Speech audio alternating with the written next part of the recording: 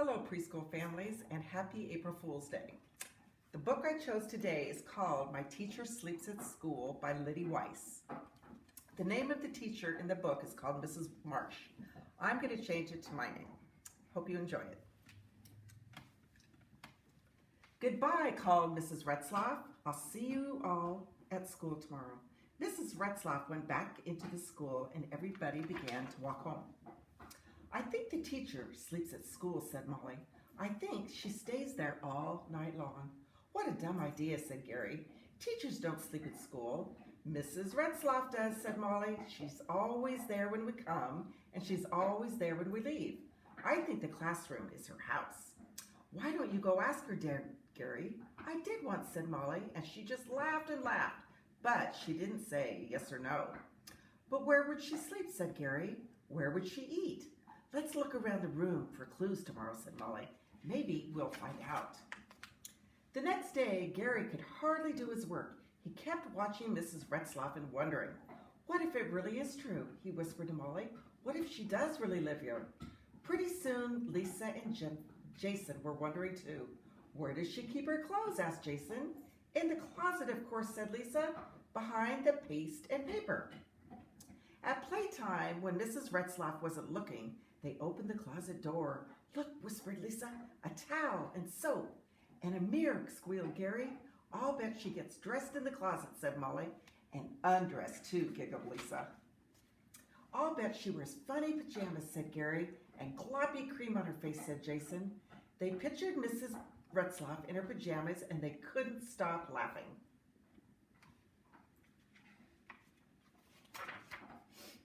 Next day, they tiptoed over to the play kitchen. I saw her hide 2 bags in here this morning, said Molly. More proof, said Gary in a loud whisper. It's paper plates and napkins and lots of forks and spoons. She must be having some company. I see cake mix and eggs in this bag, whispered Lisa.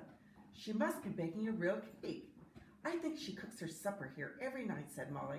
That oven is only make-believe, said Jason. She can make it work, Molly said. Teachers can do anything. They thought about where Mrs. Retzlaff ate her supper and did her laundry and brushed her teeth before she went to bed. But where did she sleep? That was still a mystery. Maybe she sleeps on the bookshelf, suggested Gary. Or on top of the piano, said Molly. They looked and looked, but they couldn't find any clues. Then after lunch, everyone was getting ready for an art project. When Mrs. Retzlaff was in the closet getting paper, Gary snooped around behind her desk.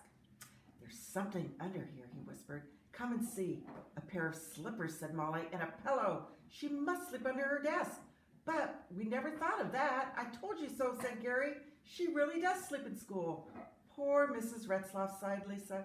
I bet it's lonely here at night. And creepy, said Jason. Then Molly had an idea. Let's leave her a goodnight snack, she said. And a nice note, said Jason. And something cuddly to sleep with, said Lisa.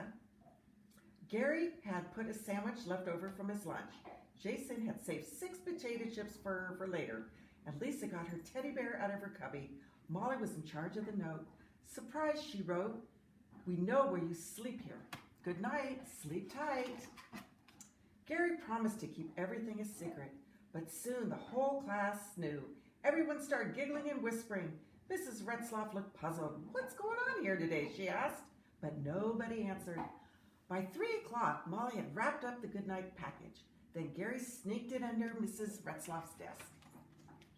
The next day, everyone got to school early. They could hardly wait to hear what Mrs. Retzlaff would say. But all she said was, we're going on a mystery trip today. And she couldn't tell them where, not even a hint. Everyone got onto the school bus and they rode and rode, and at last they stopped in front of a white house with a blue door. This is where I live, announced Mrs. Retzlaff. Gary looked at Molly, and Molly looked at Lisa. Lisa looked at Jason, and then they followed Mrs. Retzlaff inside. Mrs. Retzlaff showed them where she cooked her supper and did her laundry and brushed her teeth before she went to bed. And this, said Mrs. Retzlaff, is where I sleep. Every night? Asked Molly. Every night, said Mrs. Retzlaff. Then she showed them her children's rooms. You even have children, asked Lisa. Yes, said Mrs. Marsh. They're all at work now, just like you. When my husband and I get home from work, we're all together, just like us, said Molly. Now follow me, said Mrs. Retzlaff. I've saved the best for last. She led the class into the dining room where the paper plates and napkins from the school shopping bag at school. I've been planning this special treat for the class, said Mrs. Retzlaff. Oh, said Molly, we thought... I know what you thought, said Mrs. Retzlaff. Then Mrs. Retzlaff brought out a big cake, and just like Molly's note said, surprise! I baked this cake last night, said Mrs. Retzlaff. I baked it in my own oven, in my own kitchen, and after that I went to sleep in my very own bed. Gary gave Molly a poke. I knew it all the time, he bragged. Teachers never sleep in school. Molly didn't even know how to answer him. Mrs. Retzlaff was smiling in her special way. Molly, she said, would you like me to cut a piece of cake for you? Mrs. Retzlaff served everyone a piece with a heart on it. And she saved the biggest heart for Molly. Anyway, happy April Fool's Day. Have a wonderful day and hope to see you all soon. Take care. Bye-bye.